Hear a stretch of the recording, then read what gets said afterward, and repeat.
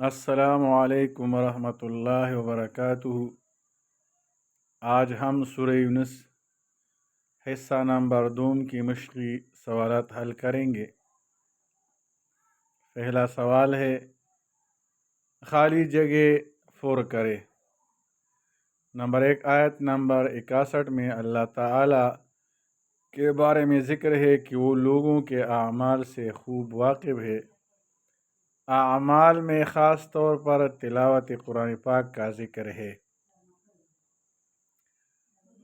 दूसरा सवाल है, आयत 83 में ज़िक्र है कि हज़रत मूसा अलैहिस्सलाम का साथ देने वाले चंद नौजवान थे। नंबर 3, आयत नंबर 92 में ज़िक्र है कि अल्लाह ताला ने फ़िरऔन की लाश को बाद में आने वालों के लिए इबरत बना दिया।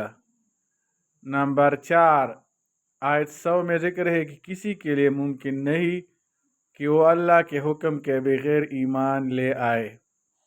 नंबर 5, आयत नंबर 98 की रोशनी में बताई है कि हज़रत यूनुस अलैहिस्सलाम की कौम का ये अंजाम हुआ कि वो ईमान ले आए थे, तो इस वजह से उन पर से अज़ाब टाल दिया गया। दूसरा सवाल है, मंदरजेल सवालात के जवाबात दीजिए।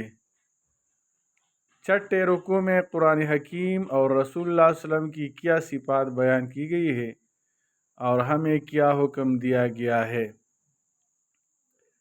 कुरान हकीम अल्लाह ताला की तरफ से एक नसीहत है और दिलों की बीमारियों के लिए शिफा है और ईमान वालों के लिए हिदायत और रहमत का सामान है।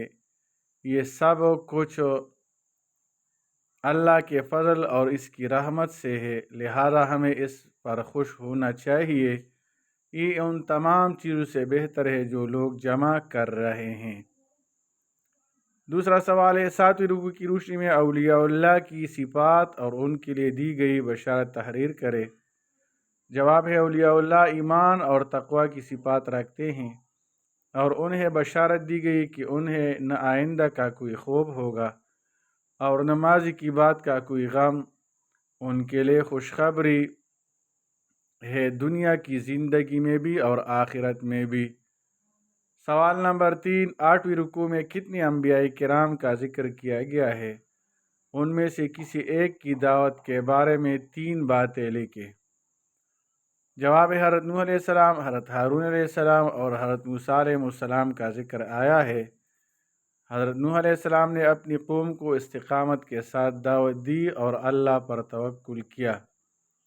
हज़रत नूह अलैहिस्सलाम ने अपनी कौम से फरमाया कि मैं तुमसे इस दावत पर कोई अजर नहीं मांगता, मेरा अजर तो सिर्फ अल्लाह के ज़िम्मा करम पर है।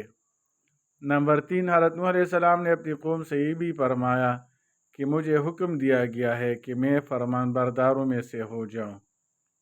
सवाल नंबर 4, 9वीं रुकू में मुश्किलात में गिरी कौम के लिए बयान की गई दुआओं का तर्जमा करें। जवाब है, हमारे रब, हमें जालिम कौम के लिए ज़रिया आजमाइश न बना और अपनी रहमत से हमें काफिर कौम से निजात अता फरमा। ए हमारे रब, बेशक तूने फ़िरऔन और इसके सरदारों को बहुत से असबाब जीनत और अमवाल दी दुनिया की ज़िंदगी में दिए हैं। ए हमारे रब, ताकि वो लोगों को तेरी राह से गुमराह करते रहें। ए हमारे रब, उनके माल बर्बाद कर दे और उनके दिल सख्त कर दे, फिर वो ईमान न लाए जब तक दर्दनाक अजाब न देख ले। नंबर 5 सवाल है, 11वीं रुकू में आप सल्लल्लाहु अलैहि वसल्लम को 10 बातों का हुक्म फरमाया गया है, आप उनमें से कोई 5 लेके। जवाब, तालीम उम्मत के लिए आप सल्लल्लाहु अलैहि वसल्लम को हुक्म दिया कि मोमिनों में से हो जाइए। नंबर 2, अपना रुख यकसुई के साथ दीन पर कायम रखे। नंबर 3, शिरक करने वालों में से न हो। नंबर 4, अल्लाह के सिवा उनको न पुकारे जो न दे सकते और न नुकसान पहुंचा सकते हैं।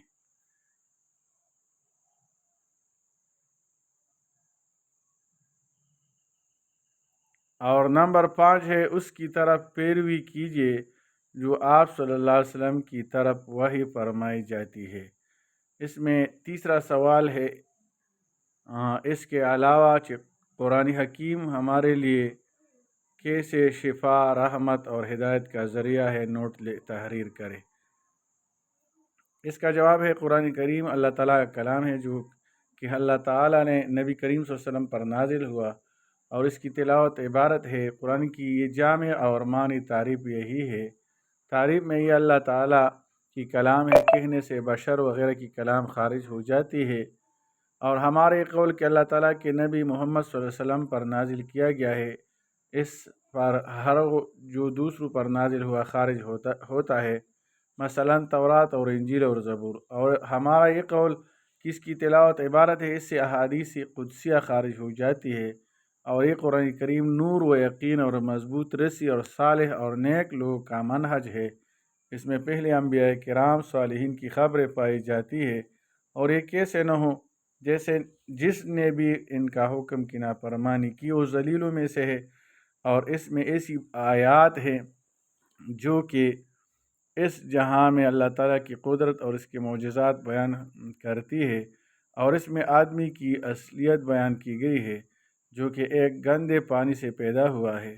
اور اس قرآن کریم میں عقیدے کے وہ احکام ہیں جن کا ہر عاجز اور مطیع دل میں ہونا ضروری ہے اور واجب ہے، اور اس میں ایسے شرعی احکام پائے جاتے ہیں جو کہ حرام میں سے مباح و جائز اور باطل میں سے حق و مبین کی وضاحت ہے۔ یہ قرآن حکیم ہمارے لیے سراسر ہدایت ہے، تاکہ ہم اس پر عمل کریں، اور یہ ہر قسم امراض کے لیے جو جسمانی ہو یا روحانی ہو، اس کے لیے شفائے کامل ہے۔ اللہ تعالیٰ عمل کرنے کی توفیق عطا فرمائے۔ وصلی اللہ تعالیٰ علی خیر خلقہ محمد وآلہ واصحابہ اجمعین برحمتک یا ارحم